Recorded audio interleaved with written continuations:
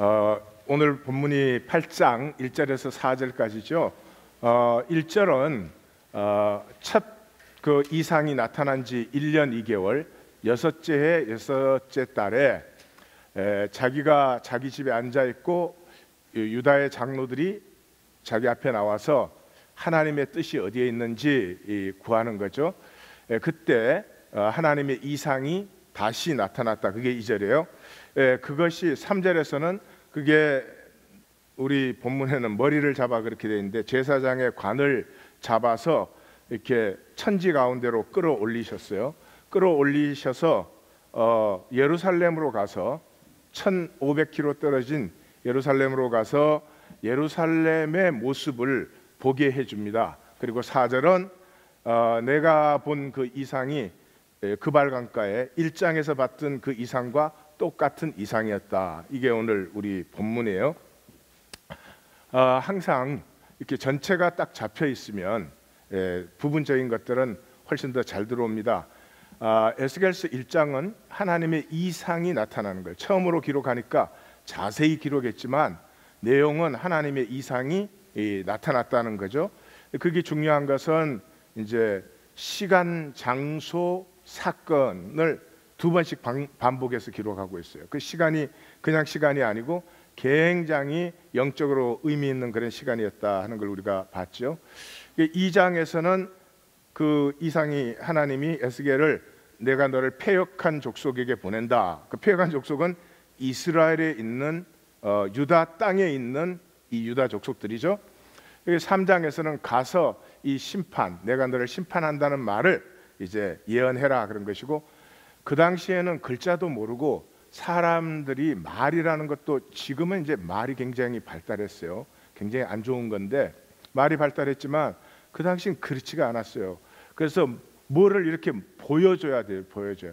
그래서 선지자들에게 그 예루살렘을 멸망시킨다는 것을 직접 보여주게 행동으로 이렇게 연극을 하는 거죠. 그게 4장 5장. 그 다음에 말씀으로 이렇게 심판을 예언해라. 이게 6장 7장이에요. 그리고 오늘 이제 8장부터 11장까지는 다시 두 번째 이상이 나타나는 것을 보고 있습니다. 에스겔서 전체의 계가를 우리가 어제 봤어요. 에스겔 시대에는 유다 공동체가 두 개가 있었어요. 하나는 본국이 아직 남아있는 공동체가 있고, 하나는 이미 포로로 잡혀온 사람들이에요. 근데 오늘 이제 8장에서 보시는 바와 같이 유다 장로들이 에스겔 앞에 다 나와서 하나님의 뜻이 뭐냐 이렇게 구한 것처럼, 우리는 이제 성경을 아니까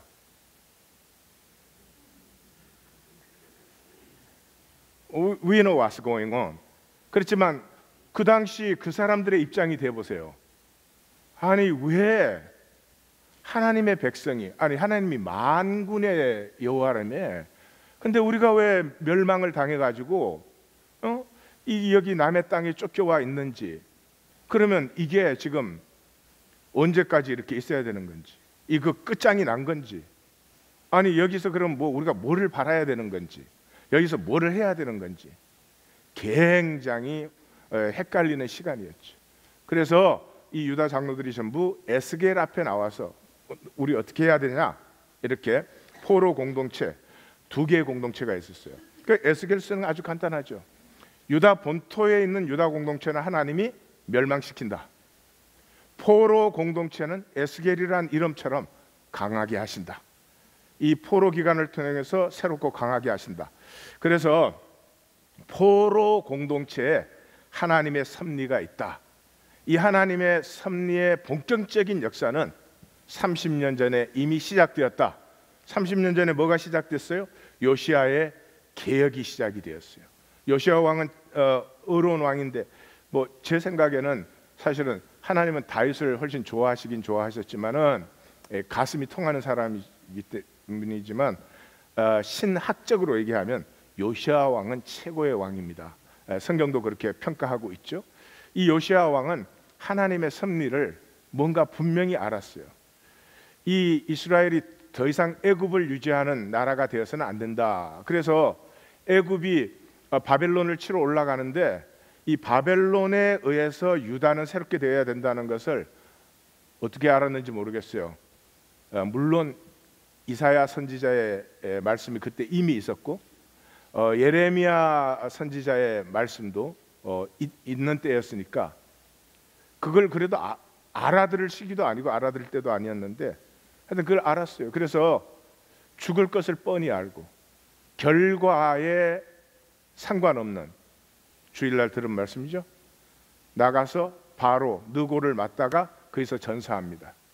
거기가 이스라엘의 장렬한 마지막입니다. 그 다음의 역사는 그는 하여튼 그냥 쓰레기 치우는 역사죠.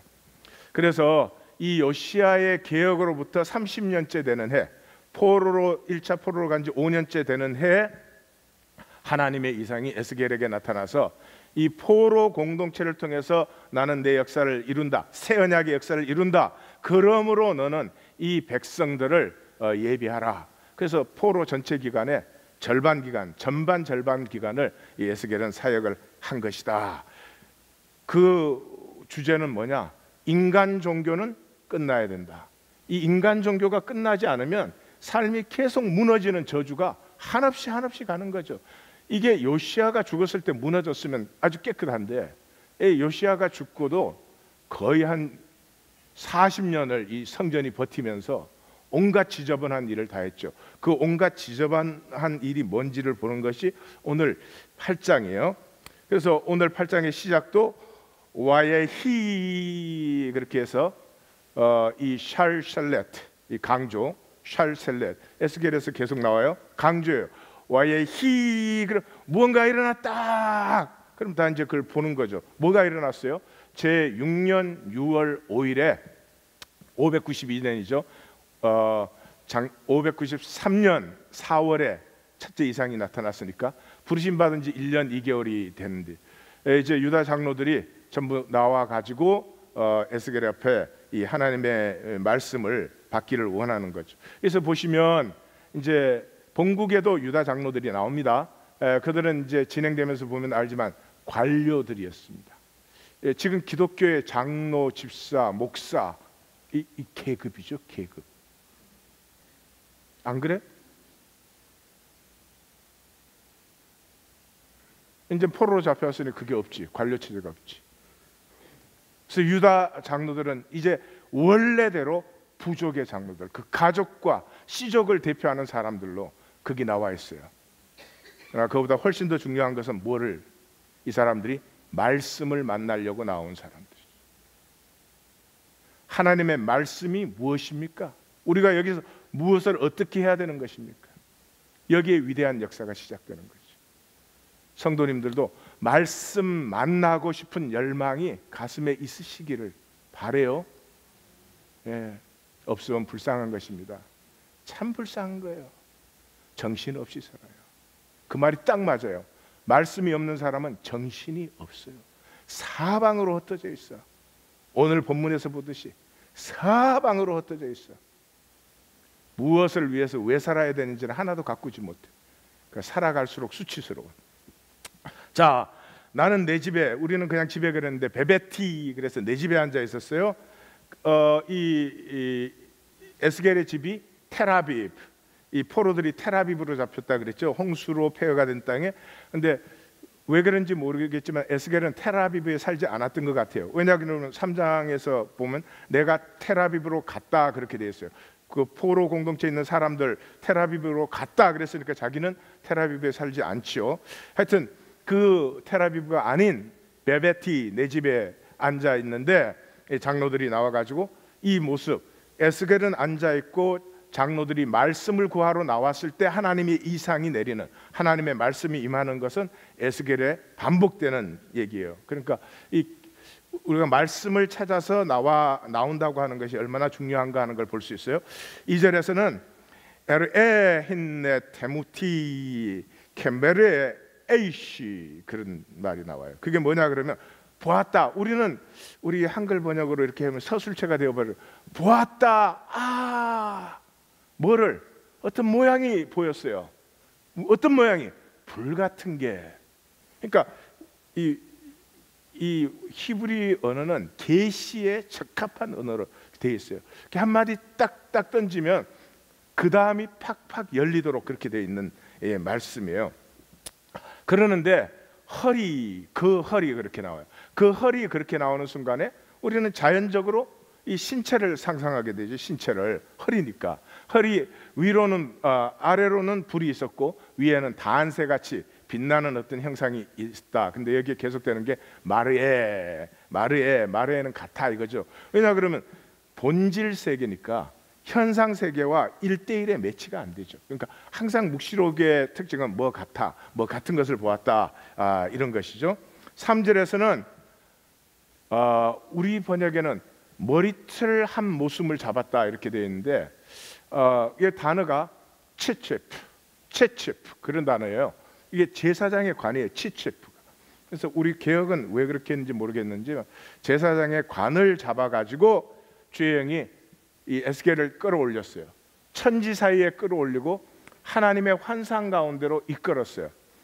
되게 이 부분을 영계 여행이다, 에스겔의 영계 여행이다 그렇게 부르는데 그 말은 영계 여행은 영계 여행인데 사실은 그렇게 표현해 버리면 본질을 미스할 가능성이 많아요. 하나님께서 붙들어서 딱 올리는 순간에 시공이 없어졌죠. 단숨에 예루살렘이 열려버려요. 그 다음에 시간도 없어진 거죠. 다시 말해서 본질 세계가 열린 것이. 기억하십시오. 우리가 항상 이 시간과 공간, 현상 세계 사는 게 아니고 하나님이 우리를 딱 붙들어서 올리는 순간이 있습니다. 그때 이 현상은 다 사라집니다. 이 현상은 뭐예요? 내가 가려놓은 거죠. 내가 뭘 가려놓은 거죠? 그건 없어져요. 내 본 모습이 그대로 나타나요. 예, 이 육체 속에 있을 때는 감출 수 있는데 내 안에 모든 생각과 말과 그 살아온 것들이 그대로 드러나는 순간이 온다. 온다 그런 게 아니지. 그게 진짜예요. 내 지금 나뭇잎치만은 이게 가짜죠. 진짜 나가 드러나는 시간이 온다. 인간에게서 가장 힘들고 아프고 견딜 수 없는 게 뭐예요? 더러운 나를 보는 거죠. 더러운 나를 못 봅니다. 그게 지옥이에요. 하나님이 지옥 안 보내요. 그게 지옥이에요. 길이 뭐예요? 돌이키는 거죠. 돌이키는 거죠. 우리 모두에게는 돌이키기에 적합한 시간이 지금 있습니다. 우리의 시간은 성공하는 데 적합하지는 않아요. 내가 원하는 걸 이루는 데 적합하지는 않아요. 예? 뭐가 됐는지 모르지만 내 욕심을 채우기에는 부족한 시간이에요. 그런 말씀드립니다. 돌이키기에는 적합한 시간. 사실 생명의 기쁨은 돌이킴이 있어요. 탕자가 돌아왔을 때 기뻤잖아요. 제가 간절히 부탁드립니다. 돌이키세요. 사람들 앞에 우리 다 그럴듯 하잖아요. 그거 안 되면 게임까지 하잖아요. 그러나 무슨 소용이 있어요? 그게 나를 행복하게 합니까? 그게 내가 누려야 될 복을 회복합니까? 그게 우리의 자녀들을 회복합니까? 절대로 속지 마십시오.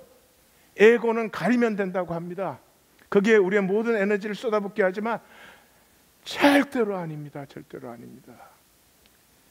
이 새벽성에 해봐야 2주밖에 안 되는 짧은 시간입니다.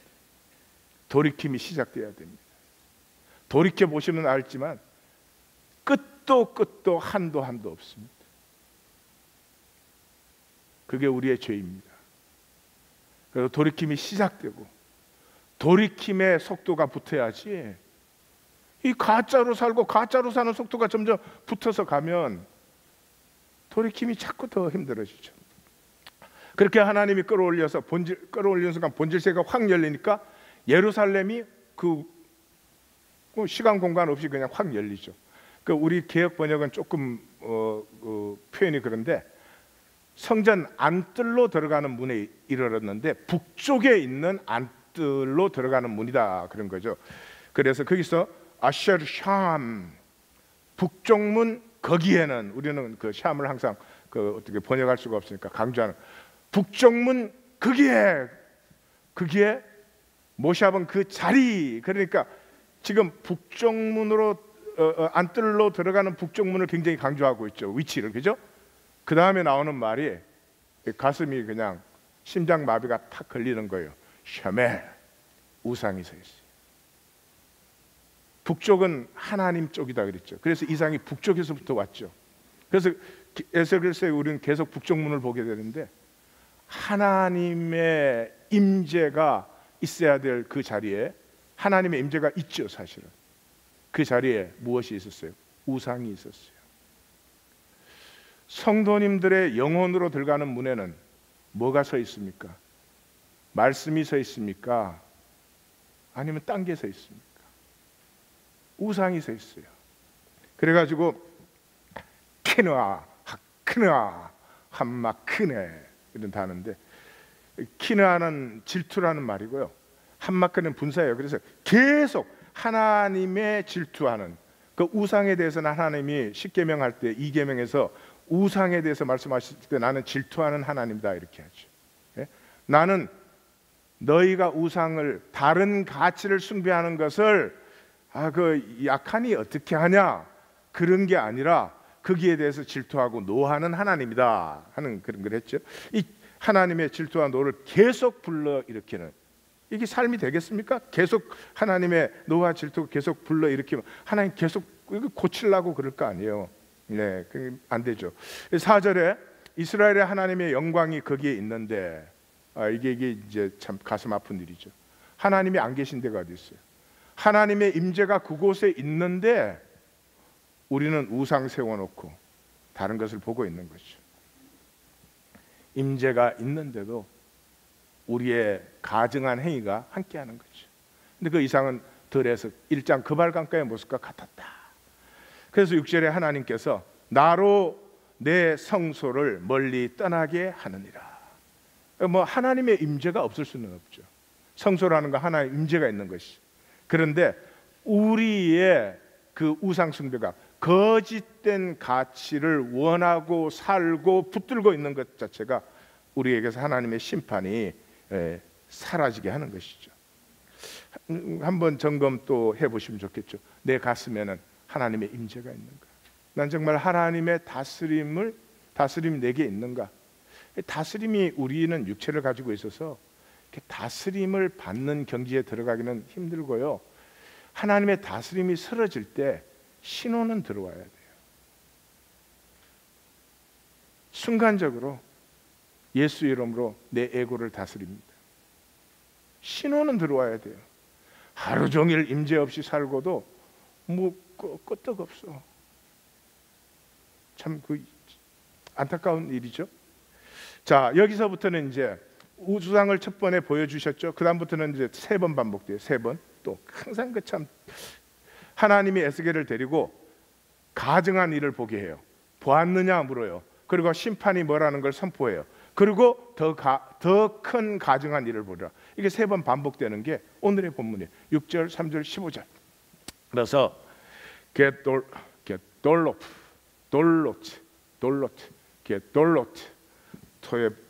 토이바트, 게돌로트, 토이바트. 예, 하여튼 그런 말인데 이 에스겔서에서 또 반복적으로 나오는 말이에요. 토에바가 43에 나오는데 이것이 토한다는 뜻이에요. 쉽죠? 한국말이 나고 토에바. 아주 간단해 그냥. 예. 더 큰 토한 일을 보리라. 그래서 신약은 그러니까 이 선지서를 알면 신약을 쉽게 풉니다. 선지서를 모르고 신약을 읽으면 이제 기독교 교리 만들어내는 거예요. 그래서 요한계시록으로 들어가서 7교회 일곱 교회 주시는 계시 중에서 가장 핵심적인 계시가 몇 개 있는데 그 중에 하나가 이거 아니에요? 3장 16절. 참 그 3장 16절 성경마다 3장 16절 한번 찾아보세요. 재밌어요. 내가 이같이 미지근하여 뜨겁지도 아니하고 차지도 아니하니 내 입에서 내가 너를 토하여 내리라. 토하여 내리라. 역겨운 거죠. 역겨운 거죠. 여러분, 어떤 사람이 되고 싶어요? 악할 수 있어요.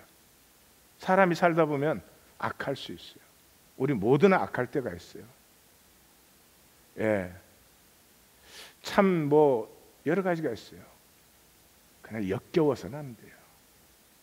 역겨워서는 안 돼요. 어떤 사람이 역겨울까? 위선적인 사람. 안과 밖이 다르면 어떻게 할 수가 없어요. 이거 인격에는 이게 참 가장 비참한 일이에요. 나도 나 자신을 어떻게 할 수가 없을 거예요. 그렇게 되면. 그러니까 우리가 부족하고 못나고 악할 수도 있지만은, 역겨운 상태가 돼서는 안 됩니다. 오늘 예루살렘에 하나님 보여주신 상태는 역겨운 상태예요. 이게 어떻게 해서 이렇게 역겨운가? 그걸 한번 같이 한번 보십시다. 자, 첫 번째 보여줍니다. 예루살렘 성전인데 비밀의 문이 있어요. 벽을 허물었더니 방이 하나 나오는 거예요. 문이 열리고 방이 나타나요. 우리에게 있죠. 다 비밀의 방이. 아무도 모르는 내 비밀의 방이 있죠. 이건 벽을 허물어야 나타나는 방이죠. 딱 벽을 쌓아놓고 다른 사람은 알 수도 없고 알아서도 안 되고 보아서는 안 되는 비밀의 방이 우리에게 있죠. 그 비밀의 방을 하나님이 열어주시는데 보니까 그 방 사방벽에 각양 곤충, 가증한 짐승 모든 우상들을 다 그려놨어요.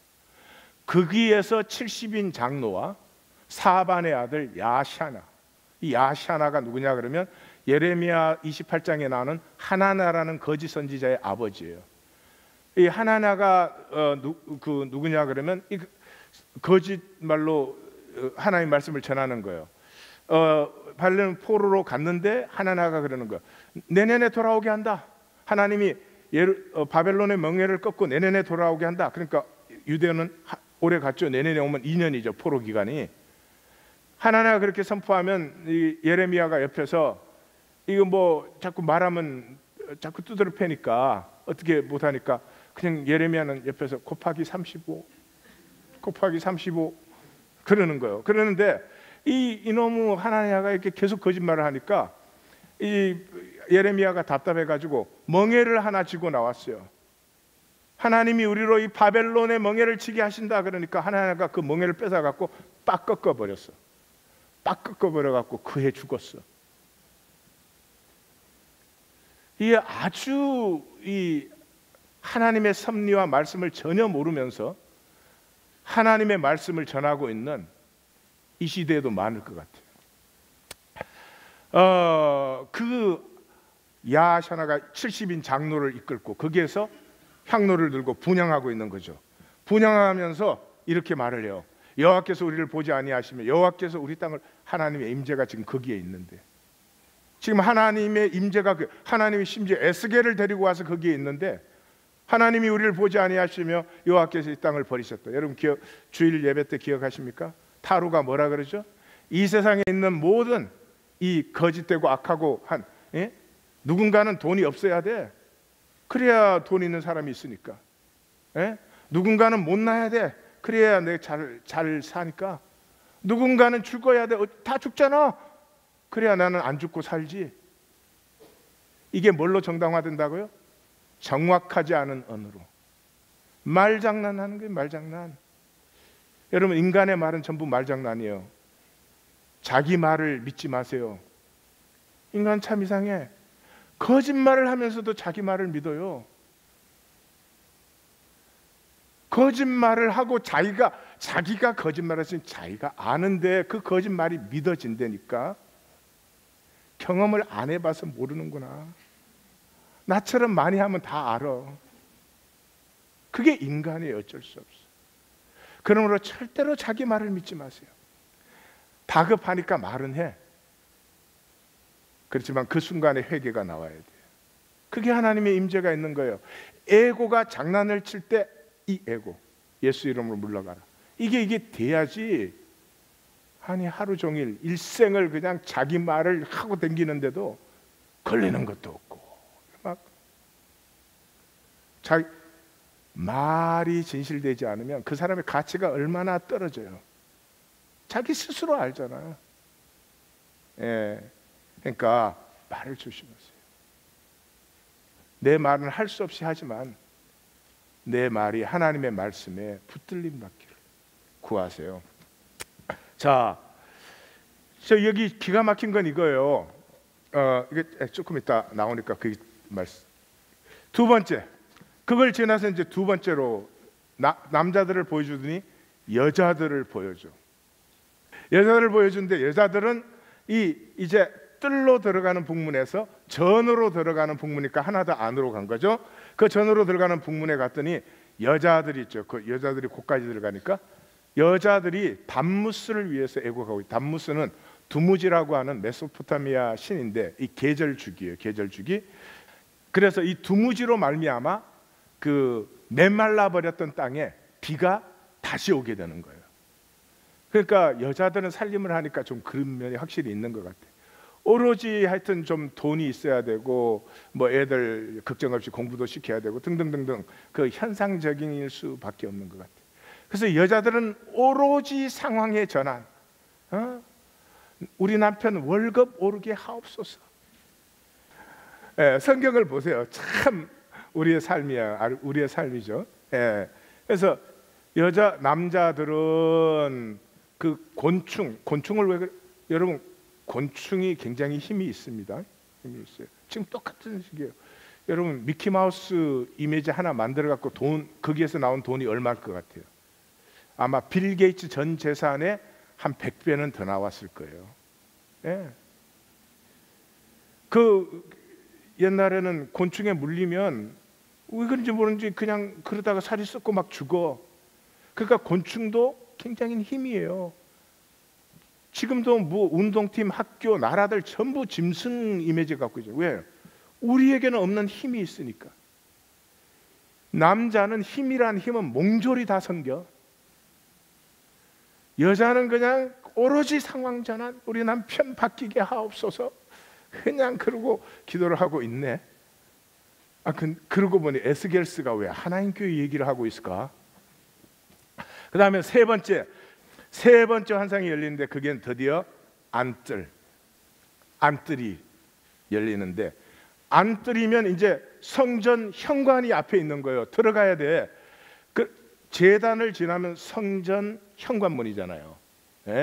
그런데 거기에서 하나님에게로 나아가야 될 그 자리에서 성전을 등지고 25명의 남자들이 11장에 가면 8장에서 11장까지가 한 단락인데 11장에 가보면 이 사람들이 방백들이에요. 이스라엘의 지도자들이에요. 근데 이 사람들이 뭐를 하고 있어요? 불의를 품고 악한 꾀를 꾸미는 방백들이 태양을 숭배하고 있어요. 하나님의 전을 등지고 태양을 숭배하고 있어요. 갈 때까지 간 거죠. 더 이상 볼 게 없는 거죠. 그래서 하나님이 이제 심판을 하는 것이 17절과 18절이에요. 그래서 인자야 보았느냐?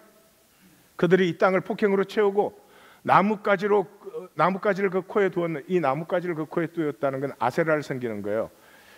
우리는 핸드폰을 갖고 있지만 이때 사람들은 핸드갓을 갖고 다녔어요.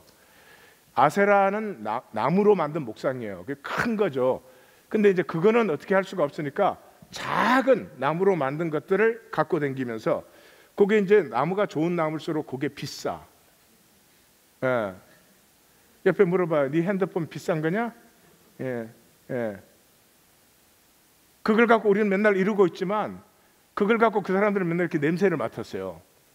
그리고 냄새를 맡을 때마다 오 아세라여 돈을 보내시옵소서, 이렇게 그 말이에요. 그런데 18절을 보세요. 그게 이제 더 기가 막힌 거예요.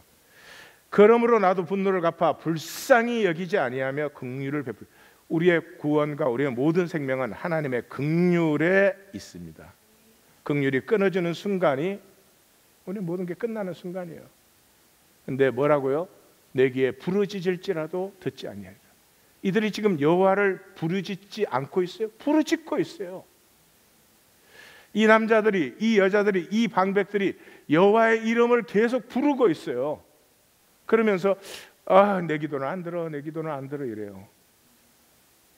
왜? 마음이 딴 데로 사방으로 갈라져 있으니까. 온갖 각양, 곤충, 짐승, 우상, 힘되는 건 다 신경 써요. 힘되는 건 다 욕심을 부려. 하나님에게만 욕심을 안 부려. 그래서 11장에 하나님께서 그 성소를 떠나죠. 떠났는데 어디로 갔다 그랬어요? 성읍 가운데서부터 올라 성읍 동쪽 산에 머무르고. 동쪽 산 기억나십니까? 어릴 때 놀던 동산이 아니고 제자도 할 때 했는데 기억 안 나세요?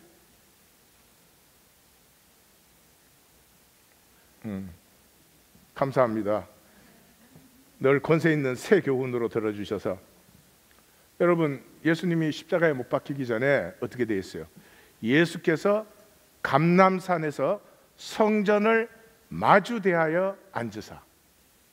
이제 기억나세요? 그러죠? 예수께서 감람산에서, 이게 예루살렘을 내려다보는 동편, 예루살렘이 해발 925m, 이 감람산 950m. 여기 앉아서 성전을 내려다보는 거예요. 마주 대하여 앉아서 전투태세. 그러니까 솔로몬이 이 다윗과 함께했던 제사장 아비아다를 다 죽일 때, 숙청할 때 제사장 차마 죽일 수 없으니까 추방시키죠. 어디로? 내 고향으로. 내 고향이 어디예요? 아나돗이에요. 아나돗으로 가라. 나중에 하나님이 예레미야에게는 아나돗에 투자해라. 거기에 다시 부동산 경기가 일어난다. 그게 예레미야 32장이죠. 그러니까 예루살렘 회복시킨다는 거죠. 근데 아나돗이 이 계곡을 건너서 예루살렘을 바라보고 있는 이 베냐민 땅이에요. 이때로부터 아나돗은 제사장의 이 고을이 됩니다. 이 제사장이 성전에서 쫓겨났으니 제사장들이 뭐를 해? 말씀을 가르쳤죠. 이 사람들이 이 말씀을 가르친 이 사람들의 물결에서 선지자 물결이 일어난 거죠. 그러니까 하나님은 솔로몬이 황금성전 지어놓고 우상 드릴 때부터 딱 째려보고 있었어요. 이게 솔로몬 때부터 무너지는 얘기예요. 솔로몬을 부러워하시면 큰일 나, 무너지는 얘기예요. 예수님이 헤롯이 다시 지어놓은 성전을, 이 성전을 헐라 그랬잖아요. 이 똑같은 얘기죠. 그리고 십자가에 잡히시기 전에 그 감람산에 아나돗 땅, 제사장 땅, 선지자의 땅에 딱 앉아가지고 성전을 마주대에 앉았죠. 저 성전을 무너뜨려야 되니까.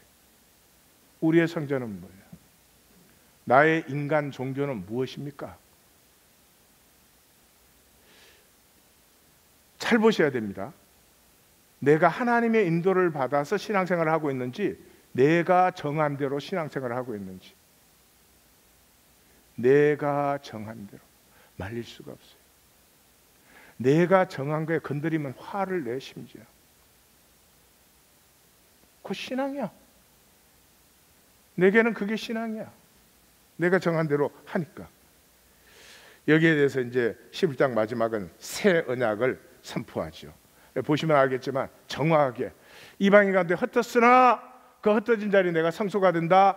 그래서 너희들을 회복하여 다시 모아 약속의 땅으로 내가 끌어들인다. 거기에서 모든 것을 제하여 버릴 것이다. 그래서 한 마음을 주고 새 영을 주고 부드러운 마음을 주어 그들은 내 백성이 되고 나는 그들. 인간 종교가 끝난 다음에, 이 성전이 흘린 다음에 하나님의 약속이 이루어지는 거죠. 사랑하는 성도님들, 이제는 시간이 이르렀습니다. 내 인간 종교, 내가 만든 성전, 내가 만든 임재 무너지고 하나님의 약속이 임하는 복된 삶이 되시기를 진정으로 축원합니다. 주의 이름으로 축원합니다. 자, 오늘 본문에서는 딱 한 가지, 뭐 많겠죠. 딱 한 가지죠. 영혼이 죽어버리면, 죽은 영혼의 뜻이 뭐예요? 힘은 다 숭배요. 힘은 다 숭배. 이 세상이 좋다 그러는 건 다 욕심내고 다 가졌으면 좋겠어. 그러니 어떻게 돼요? 마음에 정함이 없죠. 야고보서다는 이런 사람은 무엇을 얻기를 생각하지 마라. 두 마음을 품어. 정함이 없는, 난 정함이 있는가 한번 봐야 되겠죠. 그래서 정리하면 그렇습니다. 우상을 세우는 순간부터 두 가지에 사로잡힙니다. 보이는 것, 이미지, 각종 이미지. 그 다음에 물질 숭배. 왜? 보이려고. 나를 보여야 되니까. 나 이렇게 이런 사람이 보여야 되니까 마음의 거짓 가치가 딱 자리하는 순간에 우리는 보이는 것과 물질에 완전히 사로잡힙니다. 그러면 위선적이 됩니다. 위선적이 돼요. 역겨워지기 시작해요. 내가 내 자신을 싫어하기 시작해요. 저주 중에 저주죠. 왜 우리는 이런 삶을 살고 있는가? 절망이 두려워서 그래요. 내가 내 자신에 절망하는 것이 두려워요. 내가 잘못 살았다. 내가 새로워져야 된다. 이거 죽어도 안 받아들이려고 그래요. 이걸 안 받아들이려고 다른 사람을 탓하고 다른 사람을 공격하고 별짓을 다 해요. 절망이 두렵죠. 절망이 두려운 것이죠. 그러나 절망하지 않고는 하나님의 새 운명은 내게서 피어날 수가 없습니다. 그게 절망을 못하니까 힘겨운 양쪽 지키기. 하나님도 섬겨야지, 세상 것도 가져야지. 이 양쪽을 다 하는데 일단 쉬운 게 뭐예요? 하나님 속이는 거죠. 하나님 속이는 건 딱 속이는 순간에 딱 결과가 나오면 그렇게 못하는데, 세상은 딱 하는 순간에 반응이 오는데 하나님은 그렇게 하시지 않잖아요. 생명이니까 시간을 두고 결과가 나타나죠. 이게 더 무서운 건데, 예, 하나님은 얼마든지 속이고 당장 세상을 먼저 살아야 돼. 항상 생각은 이거 좀 하고 그 다음에는 내가 하나님도 섬기리라, 뭐 이렇게 되게 그렇게 하기는 하죠. 결과는 겉사람이죠. 남아 있는 건 겉사람밖에. 이 허무하게 벗을 껍질밖에 없죠. 예, 거기에는 돈밖에는 힘이 되는 것이 없죠. 이제는 끝내야 됩니다. 양쪽을 붙들고 이리 기울었다 저리 기울었다는 이 흔들리는 정함이 없는 삶을 끝내야 됩니다. 우리의 내가 정한 나의 종교가 끝나고 하나님의 말씀과 약속이 인도하는 하나님의 새 운명이 열리기를 원합니다. 이 새벽성의 두 주를 통해서 하나님의 새 운명이 열립니다. 부르심 받는 자에게 열리기를 주의 이름으로 축원합니다. 우리 다 같이 부르짖어 기도합니다.